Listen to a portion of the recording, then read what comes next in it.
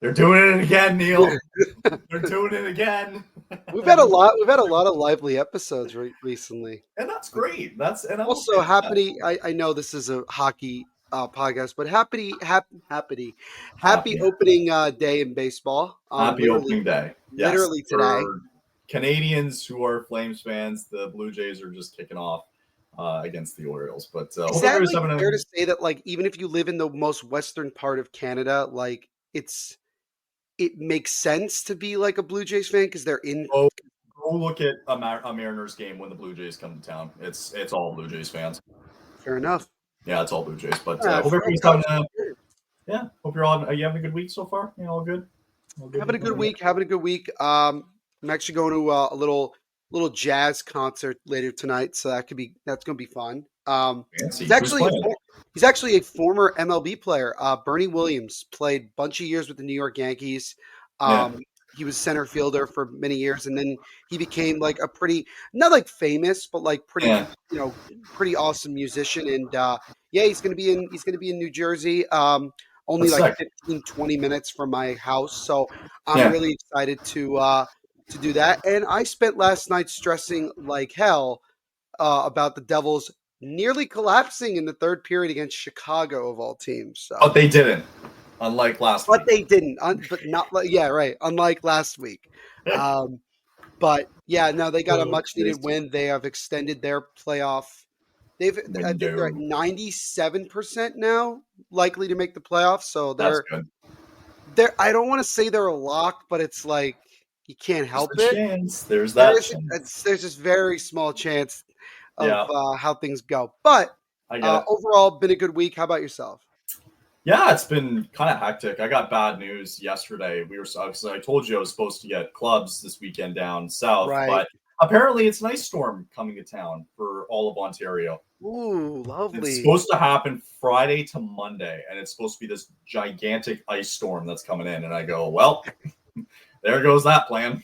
I feel like because you and I live in two different countries, number one, and just two different areas altogether, the weather is never the same. Like for me, it's like not a cloud in the sky. It's cold and windy, but like not a cloud in the sky. It's lovely. And I'm being told by people who live in upstate New York, it snowed apparently. I'm being told now this ice storm, it's late March, by the way, and this is it's still happening. I know, and like I have like a tire appointment coming up in a couple weeks, and I'm like, do I have to schedule? Like, what's going on here, people? Like, all right, yeah. Hopefully, you don't have to. Well, and we're lucky enough to have this goddamn team apparently pull us back in like they did on Tuesday night. So let's. I think you got to speak for yourself. They didn't really pull me back in. I was still feeling somewhat confident and somewhat optimistic. I'm still on the fence, so I'm a He's little still on the fence. They could win 3 more games in a row, and he might still be on the fence. I might be. I don't know, but we can enjoy it as the Calgary Flames picked up a big win on Tuesday night. Kadri with the winner in overtime as the Flames win at 4-3 against the Seattle Kraken.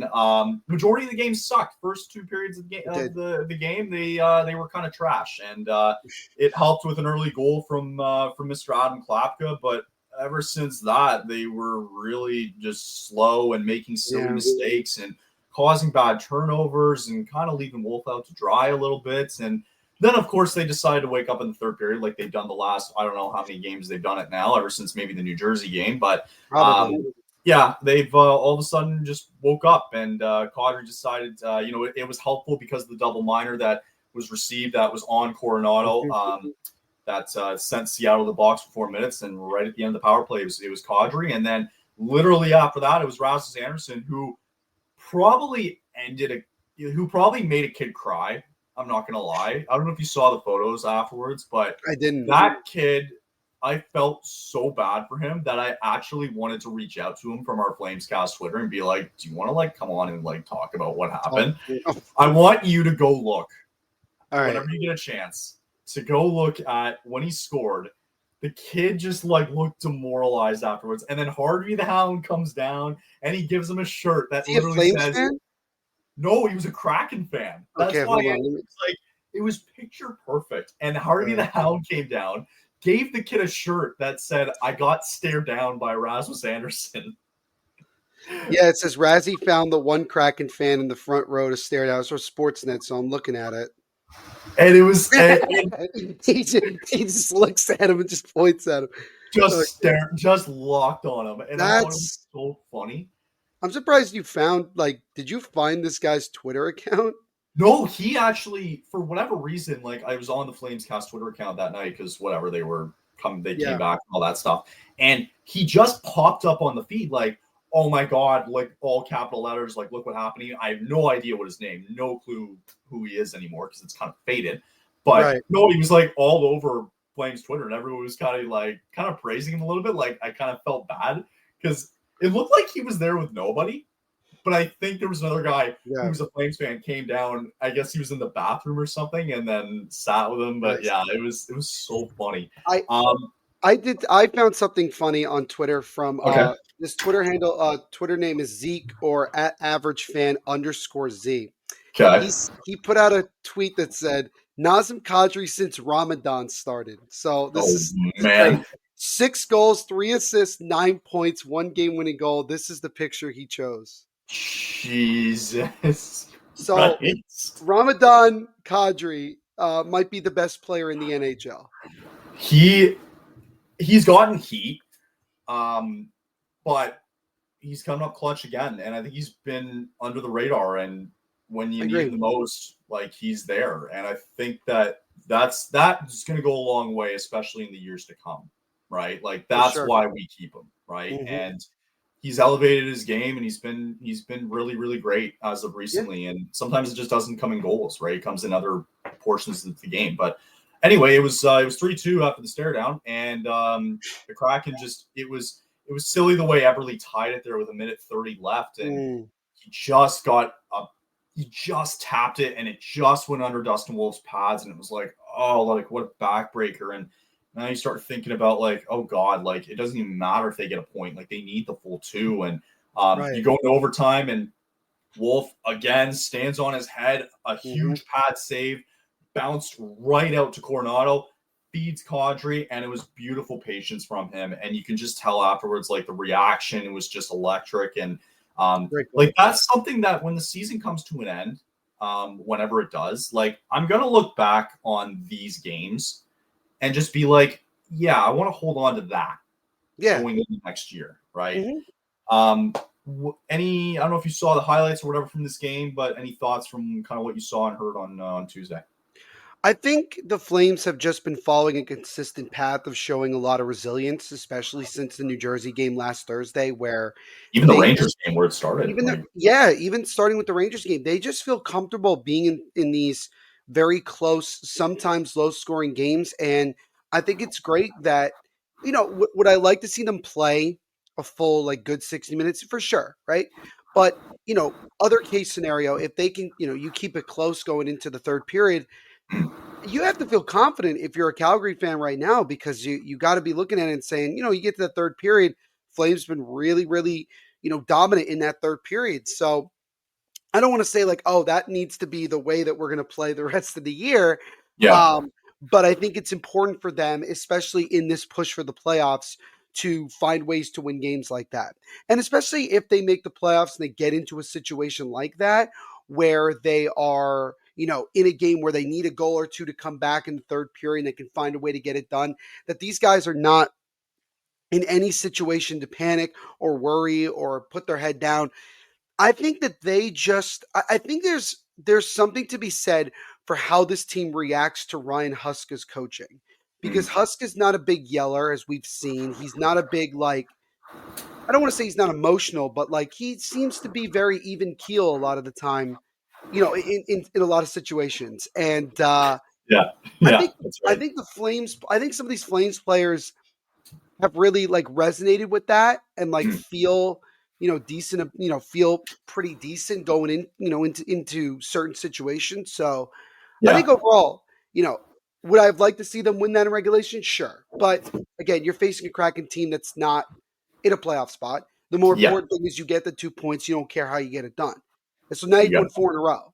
So now you've been one of the hotter teams of the last week, if we're going back to literally a week ago, they've certainly been on that pace, this is the right time to get hot.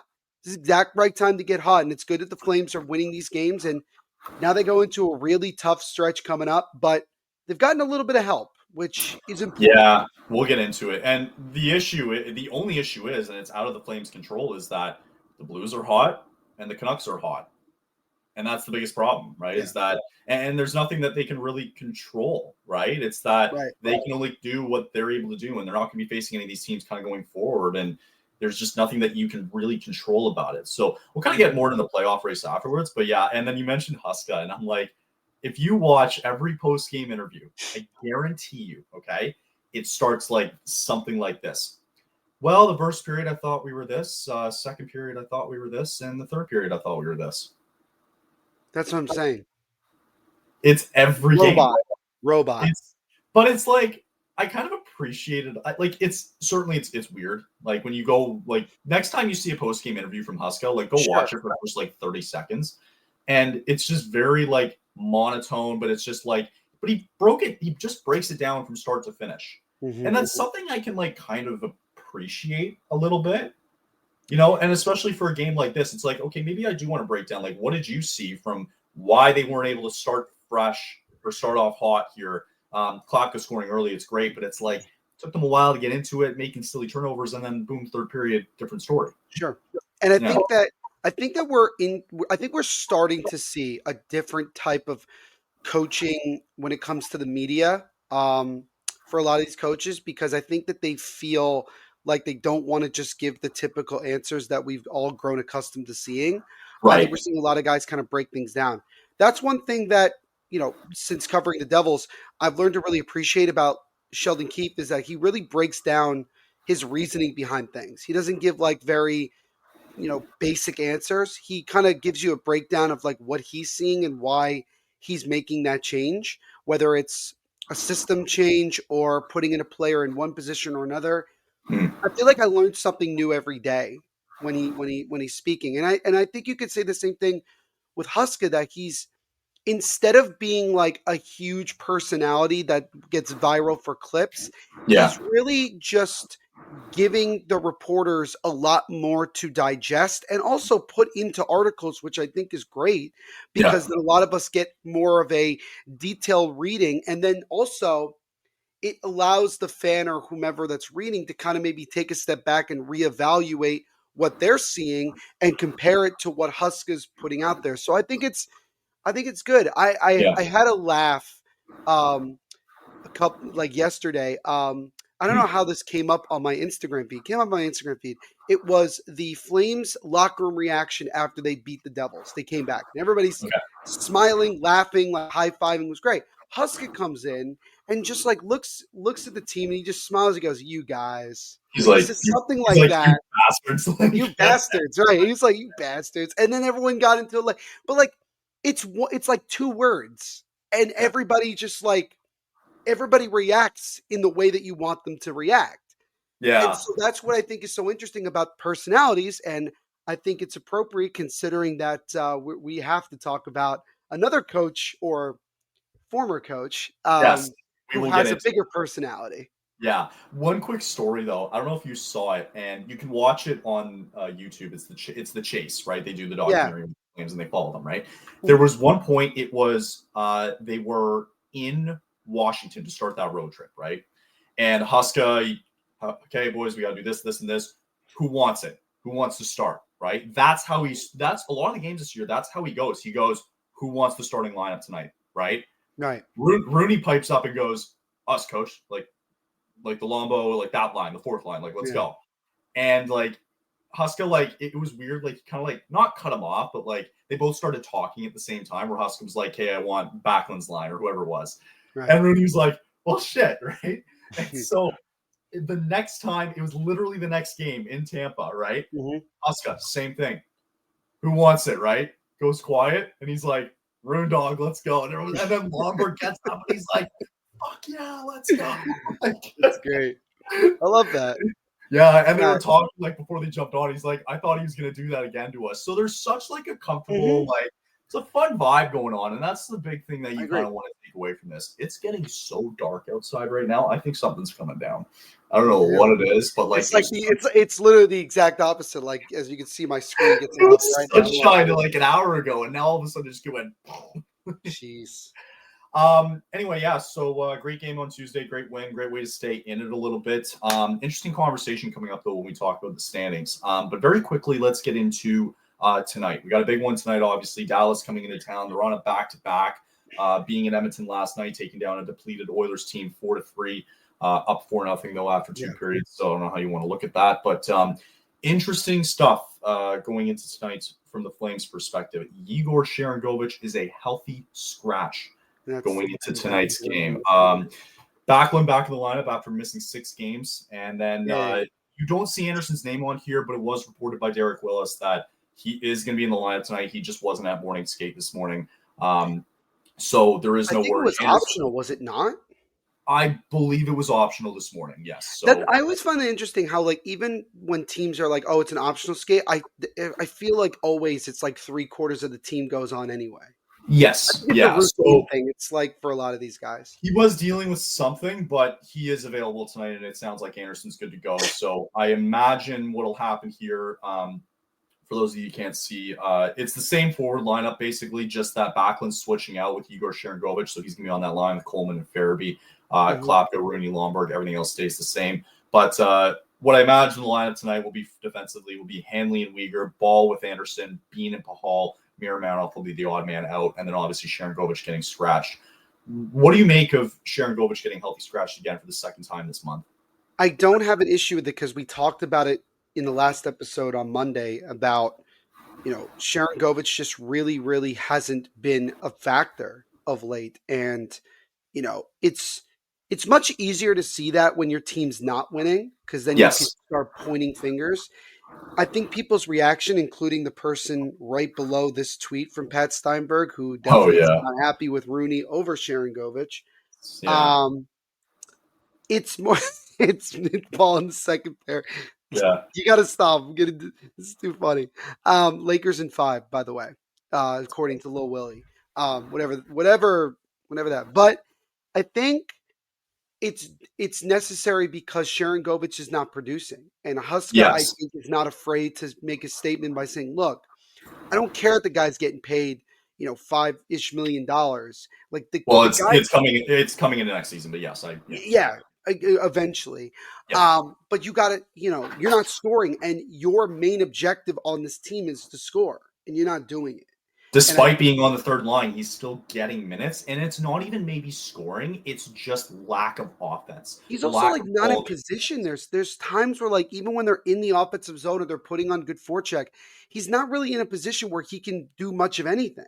Like, he's not. It doesn't seem like he's active, looking around, being like, where can I can I fit in to kind of like make a play? Yeah. And, I think that it's nice to have a change. It's good to get Backlund back in the lineup. No pun intended. Yeah. But yeah, no, I don't have an issue with it at all. I actually like this third line. The third line I think feels better. It does. I don't know why, but it does. But I think a lot of it has to do with, you have Backlund, who's a pass-first type of guy. We talked about it. You have Farabee and Coleman, who are a little bit more on the side of shooting. Maybe, Farabee in particular. So what you have is you have a distributor with 2 guys that are more focused on shooting, and I think that's always important. Right. And also, maybe this is somewhat of a hot take, but there are times where I think that Backlund can be somewhat of a play driver, a guy who can kind of make a play to set up other people. And I think that that's kind of what Huska wants to go with that line. And I think the same could be said for at least the top 9, in terms of what he wants to see when he's rolling out those lines on a consistent basis. But, defensive pairings, again, stays the same. Anderson didn't practice, but that shouldn't be a worry to anybody. And then again, you have Wolf. He is playing tonight, just FYI. He is playing. He just didn't practice. Yeah, just didn't practice. So, I mean, I agree. I just think with Sharangovich, it's like, if you're not again, like I go back to, it's not the fact that he's not scoring. It's just the lack of offense just isn't there, right? Like Yeah. on a line where you do have Farabee, right, and you do Right. have Coleman, right, and Yes. it's gonna whatever, like it's gonna take some time, but it's like it might turn into a point where I wouldn't be surprised. Like it might just be a bad year for him, but at some point it's like he is this kind of third line guy. Yeah, and I don't think there's like I don't want to call it a sophomore slump for Sharangovich. I mean, you could call it that in regards to this is his second year in Calgary. Yeah. It's not even that there's that much pressure on him. No, especially when you have guys like Kadri and Huberdeau and Coronado and even Zari who are stepping up. Yeah. And we talked about how like, oh, the offense has to get going.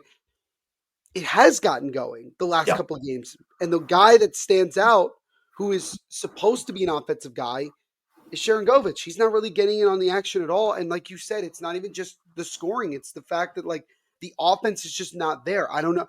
For all we know, and I don't like to speculate things, but for all we know, he's dealing with an injury that we know nothing about. Or you know how it is, Kyle. It's like at the end of the year, clean up, and everybody's like, "Oh, I ruptured my Achilles," and you're like, "What?" He is a healthy scratch, though. But he's a healthy scratch tonight, and that's different. Yeah, that's healthy scratch is more like, okay, like you're getting healthy scratch because you're not contributing right now. Right. Maybe him getting scratched and then eventually being put back in line, maybe that'll get him going. I'd be curious to see if it goes well tonight, right? And there's a big celebration afterwards, right? I don't know if I'd want Sharangovich involved in the celebration afterwards. I want him to kind of feel like this is what it's like if you're not here. Right. That's got to be motivation for you, dude. It would definitely be a message center for sure. It should be, and mind you, he has every right to obviously be in the locker room, so he's obviously going to be there. But it should kind of feel like that's got to be a message center, right? But the other thing too is that Huberdeau, Frost, and Coronado, that line, I love. It's been great. It's been really, really good. And that's what we were kind of clamoring, where it's like somebody who's finally kind of finding their scoring touch a little bit, even if it's from Coronado. And I like it with Frost a little bit too, because it might get them going here a little bit with the playmaker and Huberdeau. Mm-hmm. So, yeah, and that's what you want. You want to start getting, and you want guys to start having chemistry, and I feel like they are. Yeah. Who, by the way, has more goals than McDavid. That's crazy. That's crazy. that is crazy. And I think you'll definitely – I think it's also going to be fun to know that probably the Flames are going to have 2 30-goal scorers at the end of the year. Yes. In a year where the offense has been suspect at times. And the good news is that it – again, Kyle, it goes back to what we were talking about, like off-season outlook. You end up with 2 30-goal scores despite the offense being an issue. I think that motivates you even more if you're Craig Conroy to be like, what if I add even more offense? Mm-hmm. And you're like, and then it changes things. It does change a lot. Yeah. DeSmith starting in net tonight for the Stars. We got Dustin Wolf obviously in net. Any sort of predictions you have for tonight? I think it'll be interesting to see how the Stars come out, second game of a back-to-back for them. They played last night. And like you had mentioned, they were up 4-0 going into the third against Edmonton. And then, nearly almost blew it. The whole damn thing. I wonder if that is a factor that maybe the Flames can exploit something and maybe jump on them. And again, you have to find ways to get points. And so this is going to be tough. But I'm going to say, I think the Flames will win tonight. I'm going to say in overtime. I'm going to go 3-2 in overtime. That's my guess. They pushed Dallas in Dallas last time, and I think that they can hang with them. I think they can too. If it's a low scoring game, Kyle, I think that the Flames can sneak a win. That's going to be the biggest thing tonight. Is if Dallas gets off to a quick start tonight, that's concerning, right? Like if they get off to a quick start, I'm more concerned. But yeah, I agree. I think if they hang with them all the way till the end, I'll give them a chance. Absolutely. Yeah. And again, Dustin Wolf is probably going to have to be active right away in net because I'm sure the Stars are going to want to like put pressure on him right away. But if Wolf and that defense can hang on, and get through that, then I think they'll be fine. Yeah, I think so too. Get through that barrage. Still leaning a little bit towards the Dallas side of it. But again, I'm not going to bring out a full prediction. I like it the fact that if they start off quick, I don't like the Flames' chances. But if it's close by third period time, I'll give Calgary a chance because they have been the better third period team for the last couple weeks, give or take. They have. All right, quick break. We'll come back. We'll take a look at the standings, and then we'll get into fun news that we saw this morning. Not Flames related, and obviously totally not coaching related either whatsoever. Oh, what? All right, we'll be back. The NHL season has been as predictable as a puck rolling on its edge, and no one knows where it's going. But that just means there's time for your favorite team to figure things out, and games left for you to get in on the action at DraftKings Sportsbook, an official sports betting partner of the NHL. It's super easy for first-timers to get started. You can try betting on something simple like picking a team to win, and you can go to DraftKings Sportsbook app and select your team and place your first bet. And if you're new to DraftKings, listen up. New customers bet with $5 and get $150 in bonus bets instantly.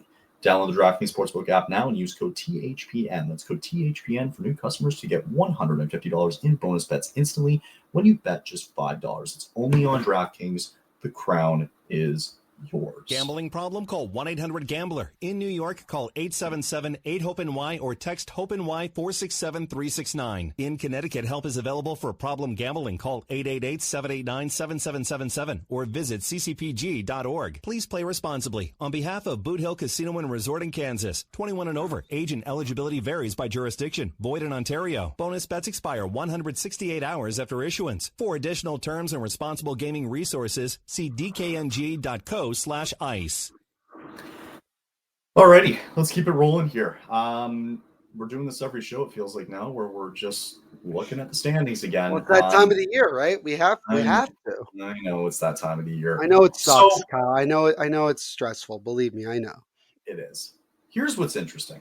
Let's take a look at it real quick here. Are we looking at both or just the West today? What are we doing? Well, we'll look at both for sure. Okay. Looking at the West here again, though, Canucks obviously they've won 2 in a row, Calgary 4 in a row, Blues 7 in a row, like ridiculous stuff, right? It's so unfair. It's unfair. Flames still have 2 games in hand on Vancouver. They can easily jump them with 1 win. That's all it's going to take. The Canucks should have been 0-3 on their New York road trip. By the way, they shouldn't have lost to. They should not have lost to the Rangers, especially only giving up 12 shots. They shouldn't have beaten the Devils. They should have lost to the Devils. They should have lost to the Devils after despite them scoring with 30 seconds left. And I mean, the Islander won. I mean, they were down 1-0, but then dominated. So yeah, I guess I'll give them that one. So you can give them 1, right? But I give them 1, and they should still be a point behind the Flames.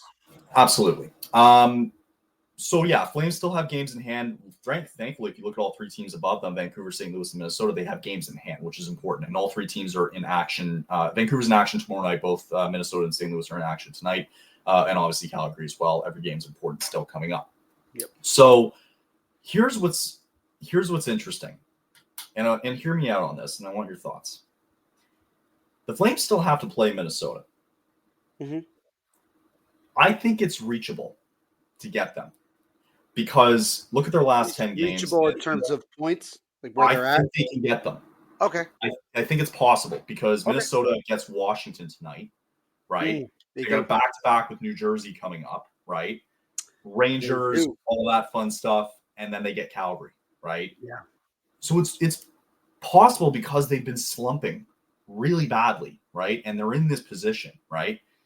So it all of a sudden makes that Calgary-Minnesota game coming up very interesting, right? Yes. And this is also the stretch that we talked about too beforehand, where these are, and I mean, hey, like look what I said last week. I said it while we were on the stream last Thursday, where I was like, this team has to win 3 in a row to still be considered in it. And I was kind of right. They did win 3 in a row there, 4 in a row, obviously. 4 in a row now. 4 in a row now. But you got Dallas tonight, and I look at these. This is a 4-game window I'm looking at, where you've got tonight, you got Saturday in Edmonton. You got to go to Colorado Monday on Prime, and then it's a back-to-back. So the next night you have to go to Utah, right? And that's when the schedule gets easier because you get the Ducks, you get the Sharks, and the Ducks and all that stuff, right? Yeah. So I think just looking at these 4 games, they have to win 2. Yes. I think they have to win at least 2 of them. Anything lower than that, I think they're in trouble. I agree. Right? I agree. What do you think the number is points-wise to say that, and this is talking in general for a team to clinch, what's the number you think of and go, yeah, that's a safe number. That's a playoff spot? Because I have one in mind. Yeah, I mean it's tough, especially this year with how close everything's been. I mean, I'm gonna go off of like where Minnesota is right now, at 85. I'm gonna say somewhere between 92 and 93 points is where I think you would feel safe. Because even if you get 90, especially this year, it's not a guarantee that you feel good. But if you're in the 92, 93 point range, I think you give yourself a really good shot of getting in. I was thinking 95. Like 95, for me, that's okay. like the safest. Like. Well, that's definitely safe. If you miss out of the playoffs with 95 points, what that tells me is that the teams that made it above you also went crazy at the same time. Exactly. Which could happen, unfortunately, especially with St. Louis.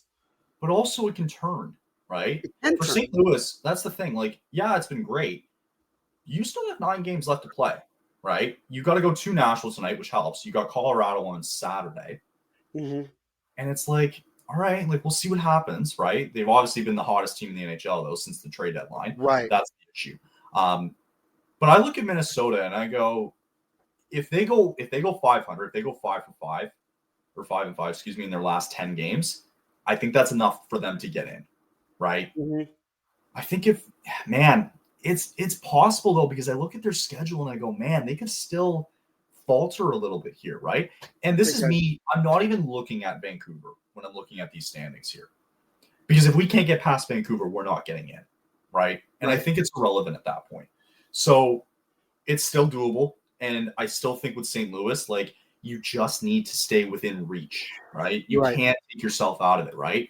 So it's going to be interesting to see what happens tonight, because all 3 of those teams playing, minus Vancouver playing tomorrow night in Columbus. Mm-hmm. But I think with McDavid, Draisaitl, and possibly Stuart Skinner not playing on Saturday when the Flames go to Edmonton, you have to win that game, and you more than likely have to beat Utah on Tuesday. I don't see them being Colorado. They've just had their number all year. I don't like their chances tonight, but they've been on a heater, and maybe they're taking that confidence going in. What do you think?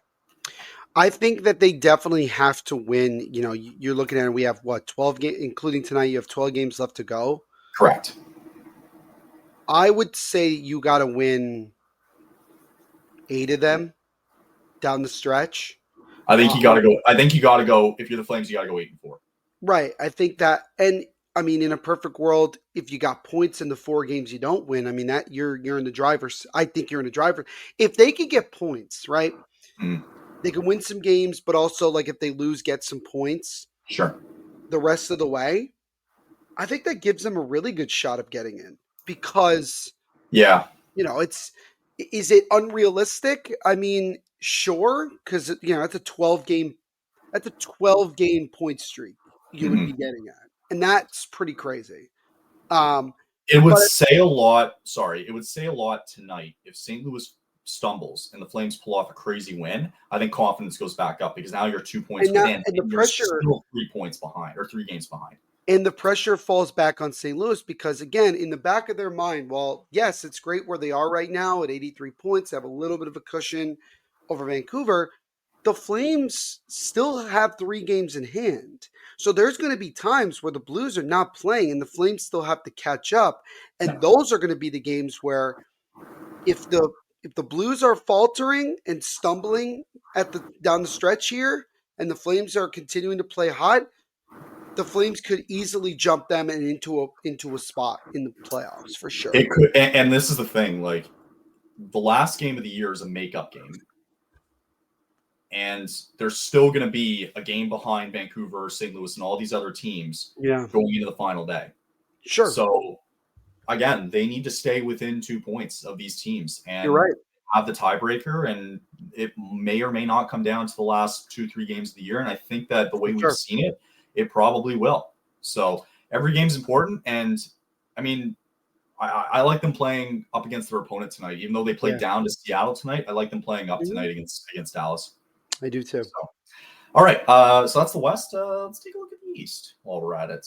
Neil and his Devils got a nice little win last night, so that's good. I don't know if nice is the I don't know if nice is the word you want to use for that. If anybody had watched that game, it was more stressful than it needed to be. But it was a win. As I kept saying last night, a win is a win. I don't care who we're playing. I don't care the circumstances. You need points, as we keep talking about. And they got huge points. And the Islanders lost, which made it that much better for them.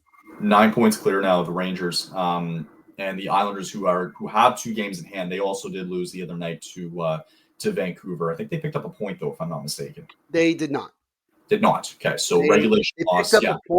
They picked up a point on Monday against, I forgot who they played, but they went to overtime.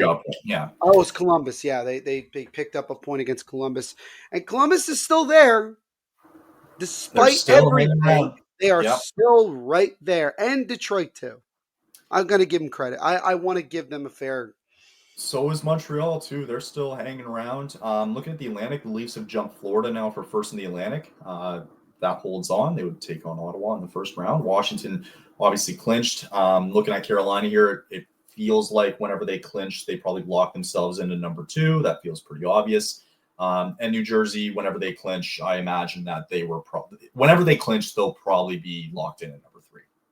Yeah, I think at this point in the year, especially because Carolina has 2 games in hand on the Devils at this point. So I think it's very first of all, it's been likely for the past 3.5 months that Carolina and New Jersey are destined to play each other in the first round. Yeah. I think it was always a matter of who would get home ice advantage, and it looks like it's going to end up being Carolina, which is doesn't surprise me.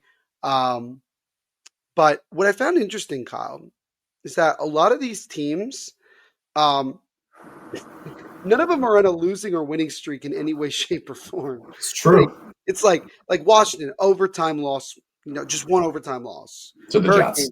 Got a loss. Yeah, to the Jets. It was a great game, by the way. It was a great game to watch. Great game. And Ovechkin scored, so he's getting that much closer. Yep. That April 6th date, by the way, is looking more and more like it could be the thing. So we'll see. Yeah. But then you got obviously New Jersey got a win. Then you have Ottawa, Montreal, both lost. Islanders lost. Rangers lost. The East right now is getting dominated by the Western Conference. There's a lot of East versus West right now in terms of games, and that's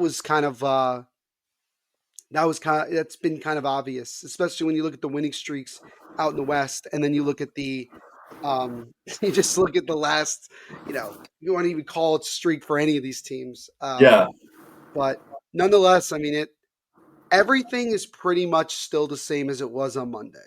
Not much has really changed. Not really.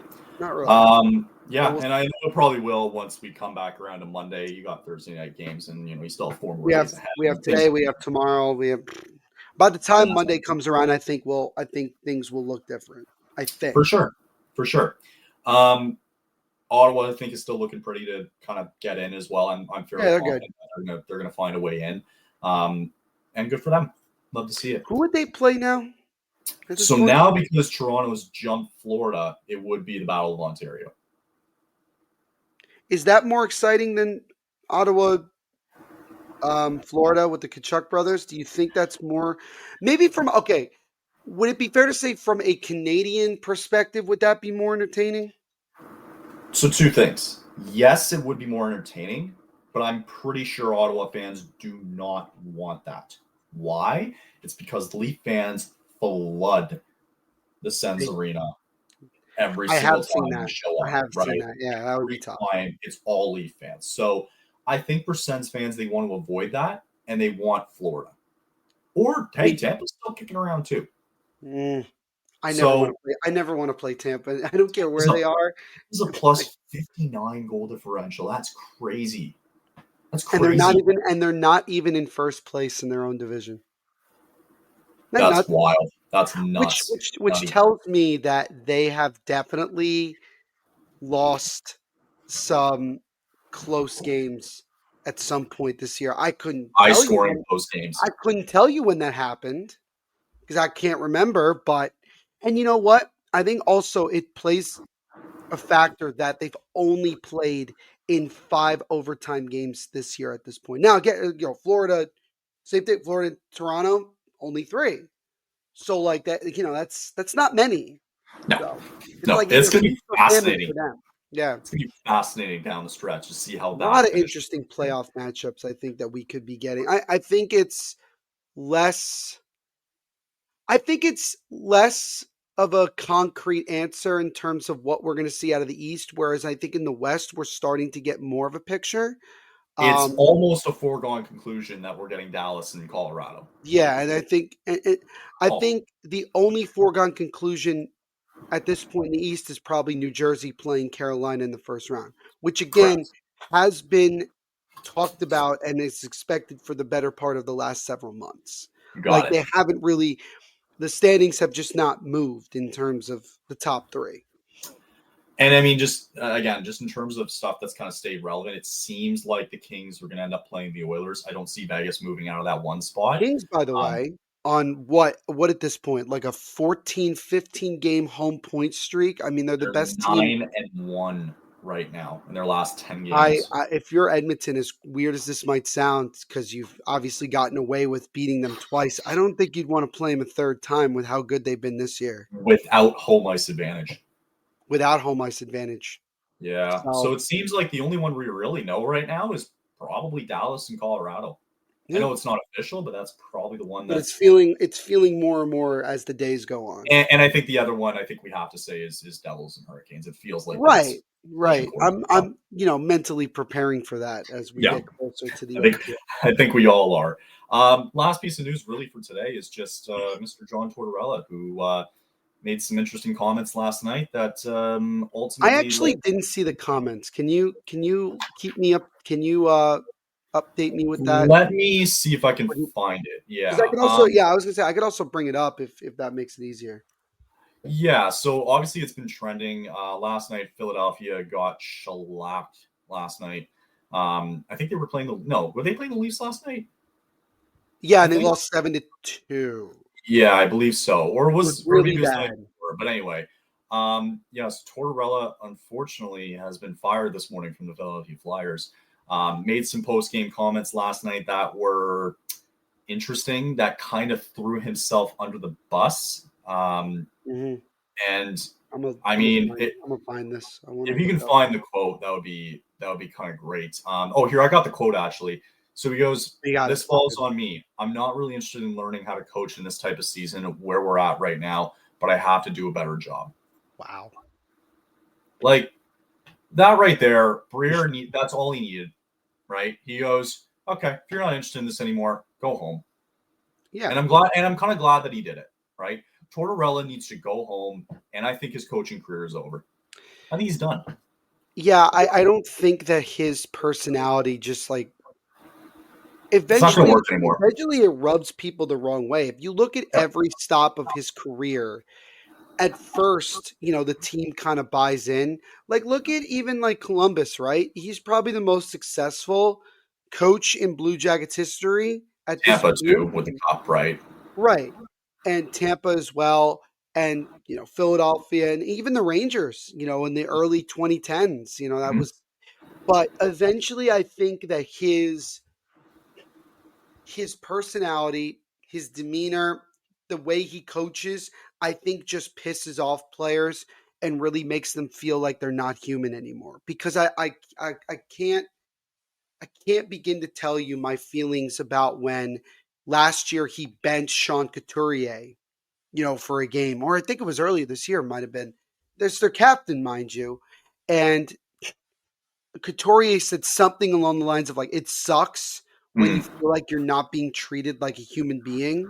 Yeah. And you kind of like hear that and you go, that's not the type of thing you want to hear from any player talking about their coach, especially at the NHL level. And we obviously saw the back and forth between Torts and Matvei Michkov. Yep, saw that all year, and I'm sure Michkov's happy about this. I think Daniel Briere was looking for a reason to fire him because that's right. I don't think that the Flyers were going to go any further positively with Tortorella as their coach. I think they need a different voice. I don't think that they'll make a hire very quickly. I think they're going to see how the playoffs shape out, who stays, who goes. I think again the name that comes up is Carl from University of Denver. Also, apparently Rick Tockett's been in connections too with the Flyers. Rick Tocchet, former Flyer, and we'll see if Vancouver. I think if Vancouver does that, Kyle, maybe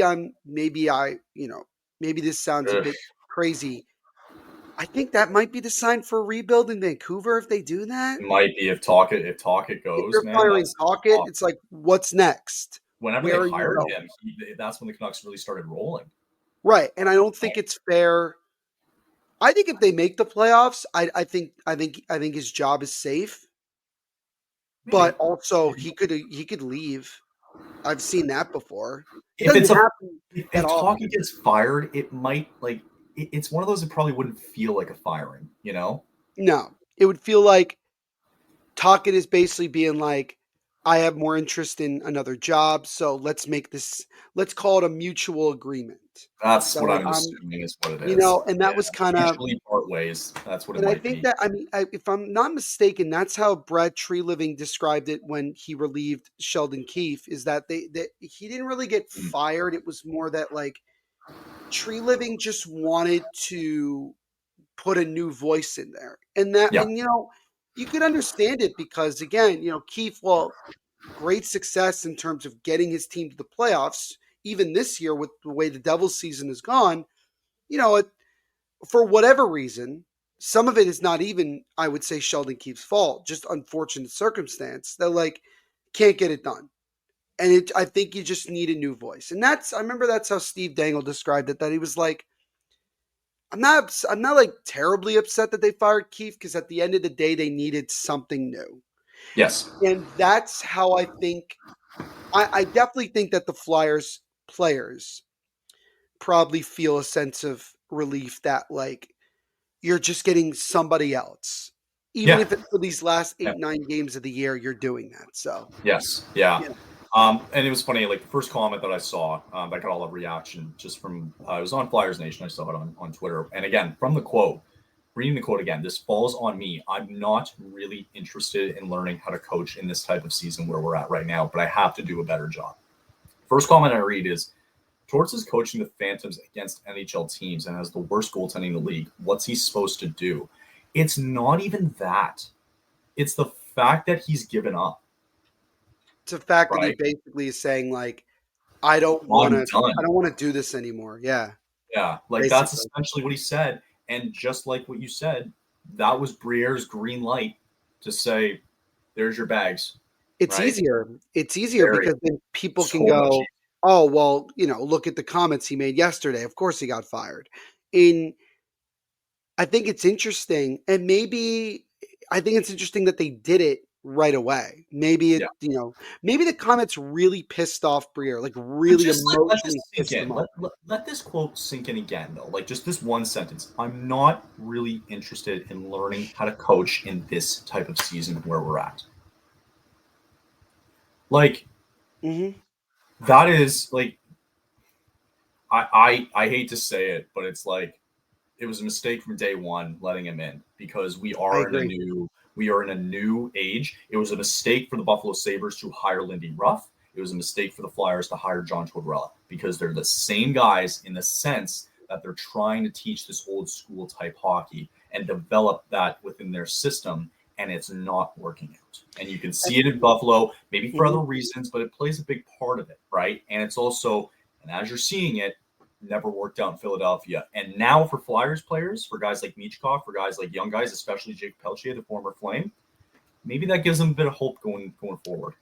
Do you remember what Morgan Frost said in his first media availability with Calgary, with the Calgary people? I forgot. He said that he is coming to a team that actually will let him play and not get benched. That's just it. And that right there, I think, is a statement in itself. I'd be curious to know how Farabee and Frost feel about it. They probably care because of the friends that they have on the team in Philadelphia, but I think they're probably thinking I mean, I'm on a new team now. What does it matter? I don't. And there's one last thing I want to point out, and I want to Mhm. relate it here with Calgary a little bit, right? Mhm. There's Torts' way of, and you said it, like benching a guy. There's Torts' way of benching a guy, punishing him, benching Michkov, Punishing is the word. Yeah. benching Morgan Frost. There's Ryan Huska, who we've seen times this year where they let guys sit, but not for that reason. The reason is there's just other lines who were getting going, Right. right? Like that's the difference here. There's punishing guys, and then there's, you know what, you're just slow tonight. You're just not getting off the hop. I need to roll with the line that's going. And look at the way that, here's a good example. Sharon Govich is a healthy scratch. Yes. We know why. It's We know not why. we know why. And Huska, I'm sure, had a conversation with Sharon Govich about it. I'm sure it was fine.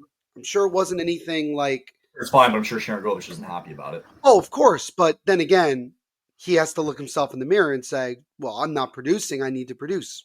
That's when you know, like that's when you know, like that's on you, right? Correct. And sometimes when Tortorella did it, when he benched guys, Mhm. like especially Michkov, it's like, was it really on him?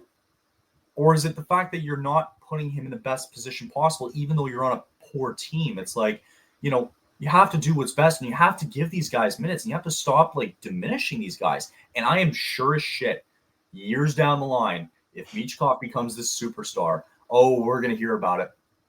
Yeah, and that's what I was going to say. Is that, well, we won't know until we go into next year and the year after that when he has a different guy behind the bench. I think it's you brought up before about, oh, this is a new age of hockey. I want to be very careful with what I'm about to say because I know that some people might take this as a personal offense, but it's I feel like it needs to be said. I think that there are players in the league, the younger guys, the new generation. I think that some of them have been pampered way too much up until this point. Some of them. I say some, and I'm going to give you an example in a moment, just so that you have a better understanding of what I'm talking about.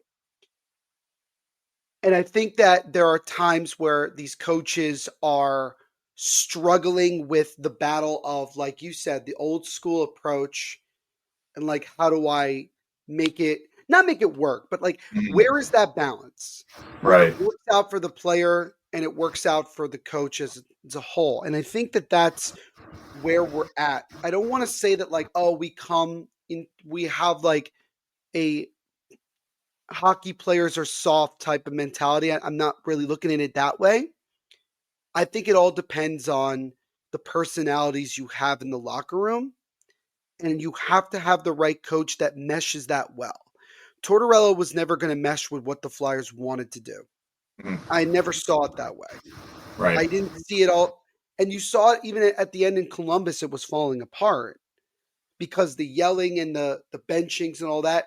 You can deal with that, Kyle, when you're winning and you're successful. You can deal with it. But when you're not getting any better and you're getting punished like ruthlessly for any little mistake, you know what you end up doing mentally? You start playing scared because you're worried in the back of your mind all the time. If I make one mistake, I'm getting my ass benched. I'm That done. was the thing. Lindy Ruff was very big on this too. If you made one little mistake, you get benched for a whole period if you're not careful. So the example that I wanted to bring up was, I find it so interesting what Elliot Friedman said on his latest 32 Thoughts. And I don't know if you had a chance to listen to it. Do we have something? No. Sorry, I was just looking up. No, I was gooing the Elliot Friedman thing. Sorry. Yeah, but also too, like real quick, like Ryan Huska's 49 years old. John Tortorella's how old? I don't know, 60 something. Exactly. 60. Right. I thought Huska was older than that. That's really shocking to me that he's only. Yeah, he's 49. Anyway, sorry, Elliot Friedman. Yes. So yeah, Friedman was talking just literally this past week. He was reacting to the viral clip of obviously Sheldon Keefe throwing Jonathan Kovacevic under the bus.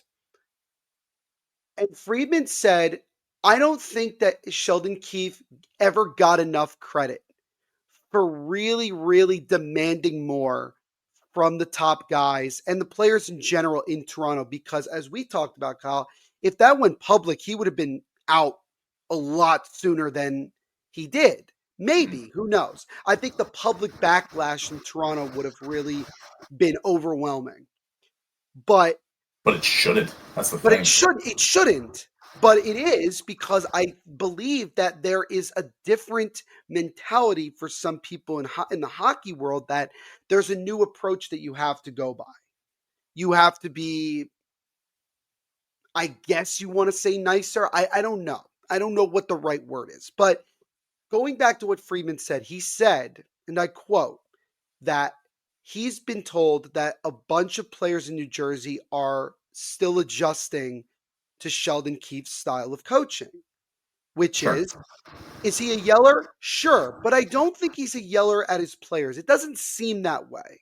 It seems like he's more, the reactions you get are when he's yelling at the ref or complaining. I've seen it numerous times in Toronto. I've seen it this year in New Jersey.